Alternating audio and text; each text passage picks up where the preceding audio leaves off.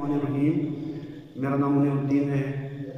میں instructor public school and college Chatiyal Gilgit. میں آپ کو SST پڑھاؤں گا۔ آج کا ٹاپک ہے civilisations and empires of South Asia. اچھا، سب سے پہلے بچوں آپ کو یہ پتہ ہونا چاہیے کہ ساؤتھ ایشیا میں کتنے ممالک ہیں۔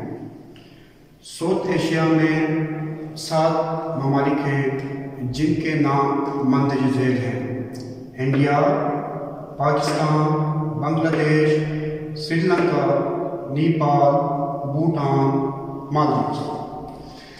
ان میں سب سے بڑا ملک ایریا وائز اور پاپولیشن وائز انڈیا ہے۔ انڈیا کے بعد سیکوینس میں لکھا گیا ہے پاکستان، اور سب سے چھوٹا جو ملک ہے وہ مالدیوز۔ اچھا، اس کے بعد ہم آپ کو یہ سمجھانے کی کوشش کر دیں گے کہ یہ جو ریجن ہے اس کے سراؤنڈنگ میں کون کون سے باڈیز یا کون سے ایریاز ہیں۔ ساؤتھ ایشیا کے ساؤتھ ویسٹ میں عربین سی ہے۔ عربین سی تجارت کا ایک مین ذریعہ، عرب کنٹریز کو کنیکٹ کرنے کا ایک مین ذریعہ۔ اس ریجن کے ساؤتھ ایسٹ میں بے آف بنگال ہے، ایسٹ میں میانمار، نارتھ ایسٹ میں چائنا، نارتھ ویسٹ میں افغانستان، ویسٹ میں ایران۔ ان میں سے کافی ممالک ایسے ہیں جو پاکستان کے بھی بالکل ہمسائے ممالک میں پائے جاتے ہیں، جیسے آپ کو نظر آ رہا ہے ایران، افغانستان، چائنا اور عربین سی۔ یہ باڈیز ایسی ہیں جو بالکل پاکستان کے قرب جوار میں، یعنی دوسرے الفاظ میں ہم کہہ سکتے ہیں پاکستان کے محیط حقوق میں ان کی کافی اہمیت ہے۔ اب اس چیپٹر کا تیسرا مین پارٹ ہے ساؤتھ ایشیا میں لوگ آ کر بیرونی دنیا سے، دنیا کے دوسرے کونوں سے، دوسرے ایریاز سے آ کر آباد کیوں ہوئے، اس کی وجوہات کیا تھی، یہ جاننے کی ہم ذرا کوشش کریں گے۔ کیونکہ کسی بھی ریجن سے لوگ وہاں مختلف جگہوں سے آتے رہے ہیں، کسی خاص اٹریکشنز کی وجہ سے آتے رہے ہیں، کسی خاص وجوہات کی وجہ سے آتے رہے ہیں۔ تو ساؤتھ ایشیا، جس کو دوسرے الفاظ میں ہم سب کنٹینیو بھی کہہ سکتے ہیں، اس میں آنے کی وجوہات کیا تھی اس کے بارے میں ذرا ہمیں پتہ چلنا چاہیے۔ کچھ ریسورسز ایسے تھے جس کی کثرت تھی جو دوسرے ریجنز کے لوگوں کو اس طرف آنے میں مددگار ثابت ہوئی۔ جیسا پہلا جو پوائنٹ تھا نظر آ رہا ہے، نمبر 1 لانگ کوسٹ لائن۔ اس ریجن کی جو ساحلی پٹی تھی وہ کافی لمبی تھی، جس کی وجہ سے لوگ اس ایریا میں آنے لگے۔ اب آپ کو پتہ ہے کہ ساحلی پٹی سے کیا مفادات ان کے وابستہ ہیں۔ لازمی بات ہے، ماہی گیری ایک اہم پیشہ ہے۔ اس خطے میں رہنے والے لوگوں کا ماہی گیری ایک اہم پیشہ ہے۔ اس ماہی گیری کی وجہ سے لوگ اس ساحلی پٹی میں آنا شروع ہو گئے۔ جیسے اگر ہم پاکستان کی بات کر لیں تو مکران، کراچی، یہ جو ہے ہمارا ساحلی پٹی ہے۔ یہاں آنے کی جو دوسری جو وجہ ہے وہ یہ ہے کہ ان کا جو ریور سسٹم میٹھا پانی کا ایک بڑا ذریعہ ہوتا ہے۔ پانی زندگی ہے۔ اب ہمارے اپنے ملک پاکستان میں انڈس ریور، جو کہ گلگت بلتستان سے سٹارٹ ہوتا ہے اور سندھ تک چلا جاتا ہے، تو آپ خود اس کی اہمیت کا اندازہ لگا سکتے ہیں۔ خود اس کی یعنی یہ کتنا لمبا ہے، اس کا لانگ کتنا ہے، اس کی اہمیت کا اس سے آپ اندازہ لگا سکتے ہیں۔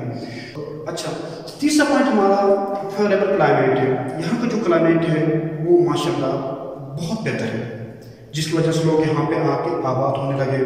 چوتھا پوائنٹ اس کا ہے فلیٹ اینڈ فرٹائل لینڈ۔ اس کی جو لینڈ ہے وہ فرٹائل کی ہموار زمین ہے، جیسے پنجاب کی زمین آپ دیکھ لیں کتنی زرخیز ہے اور ہموار کتنی ہے، آپ اس بات سے اس کا اندازہ لگا سکتے ہیں۔ اور مین جو وجہ تھی اس علاقے میں آنے کی، لوگوں کے آباد ہونے کی مین جو وجہ تھی وہ تھی نیچرل ریسورسز۔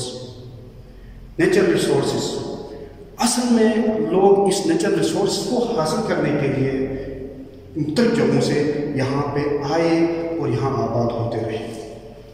یاد رہے یہ وہ دور تھا جس میں منرل آئل معدنی تیل دریافت نہیں ہوا تھا، جو عربوں کا ایک اہم سرمایہ تھا، وہ دریافت نہیں ہوا تھا۔ تو زیادہ تر عربس وغیرہ یا ترکس وغیرہ جو آئے ہیں وہ ان منرلس کو حاصل کرنے کے لیے، جو کہ اس کی زمین کے اندر چھپے ہوئے تھے، ان کو حاصل کرنے کے لیے۔ اچھا، اب ان لوگوں کے بارے میں اسٹڈی کرنا ہمارے لیے کیوں ضروری ہے، اس سے کیا مفادات وابستہ ہے؟ پہلا point, how people, countries and system have evolved. اس سے ہمارے بچوں کو یہ پتہ چل جائے گا کہ مملکتیں، ریاستیں، لوگ اور ان کا کلچر کس طریقے سے معاشرے وجود میں آیا۔ یہ جو کلچر ہے یہ شروع سے نہیں ہے، ہمارے پاس مختلف جگہوں سے آتے گئے ہیں لوگ، اور یہ کلچر بن چکا ہے۔ دوسرا پوائنٹ ہے، ہمیں یہ جاننے میں مدد ملے گی کہ ماضی کی جو قومیں تھیں وہ کیسی تھیں، ان کا رسم و رواج کیسے تھے۔ تیسرا پوائنٹ اس کا، یعنی یہ موجودہ جو کلچر ہے یا اس وقت جو ان کا کلچر تھا وہ کیسے ڈیولپ ہو گیا، ڈیولپ کیسے ہو گیا، اس کے بارے میں ہمیں معلوم ہو جائے گا۔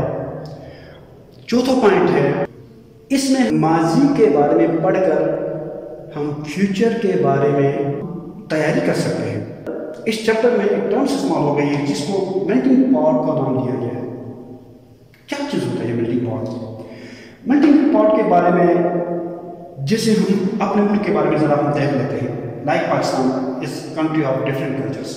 آپ کو پتہ ہے کہ ہمارا ملک جو ہے نا ڈفرینٹ کلچرس کا ایک منبع ہے، اس میں ڈفرینٹ کلچرس ہیں۔ ہمارے اپنے جس ریجن میں ہم رہ رہے ہیں اس ریجن کی ذرا آپ بات کر لیں کہ ہر چند فاصلے پر ایک الگ زبان بولی جاتی ہے، ان کا رسم و رواج بالکل الگ ہے، پریکٹسز بالکل ڈفرینٹ ہیں۔